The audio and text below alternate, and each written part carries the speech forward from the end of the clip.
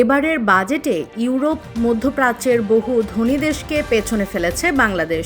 7,90,000 কোটি টাকার বাজেট ডলারে হিসেব করলে দাঁড়ায় 64.3 বিলিয়ন মার্কিন ডলার। এর মধ্য দিয়ে বিশ্বের 50 থেকে 55টি বৃহৎ বাজেটের দেশের তালিকায় নাম লেখালো বাংলাদেশ। 2025-26 অর্থ বছরের জন্য অন্তর্বর্তী সরকারের পক্ষ থেকে বাজেট ঘোষণা করেন অর্থ উপদেষ্টা ডক্টর সালেহ উদ্দিন আহমেদ। এই বাজেট একাধারে দেশের 54তম বাজেট এবং ইউনূস সরকারের প্রথম বাজেট। বাংলাদেশ ব্যাংক বলছে, সরকার এবার এমন বাজেট করেছে যা ইউরোপের বহু উন্নত দেশের চেয়েও বড়। দক্ষিণ এশিয়ার পরাশক্তি ভারতের 620 বিলিয়ন ডলারকে টেক্কা দিতে না পারলেও আরেক প্রতিবেশী পাকিস্তানের 70 বিলিয়ন ডলারের বাজেটকে প্রায় ছুঁয়ে ফেলেছে বাংলাদেশ। এ যাত্রায় পেছনে পড়েছে ইউরোপের হাঙ্গেরি, বুলগেরিয়া এবং ক্রোয়েশিয়ার মতো দেশ। এমনকি মধ্যপ্রাচ্যের অনেক দেশের বাজেটও আকারে বাংলাদেশ থেকে পিছিয়ে।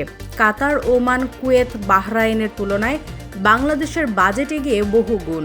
অর্থনীতিবিদরা বলছেন, বাংলাদেশ এখন আর কেবল গার্মেন্টস নির্ভর দেশ নয়। এই বিশাল বাজেটের পেছনে আছে 3টি শক্তিশালী ইঞ্জিন: প্রবাসী আয়ের স্থিতিশীল প্রবাহ, আভ্যন্তরীণ রাজস্বের বড়সড় উন্নয়ন, শিল্প ও অবকাঠামো খাতে টেকসই বিনিয়োগ। বৃহৎ বাজেটের তালিকায় সামনে আছে কেবল ট্রিলিয়ন ডলারের গার্ডিয়ানরা, আমেরিকা, চীন এবং ভারত। ভবিষ্যতে বাংলাদেশ তাদেরও ছাড়িয়ে যাবে এমন প্রত্যাশা সবার।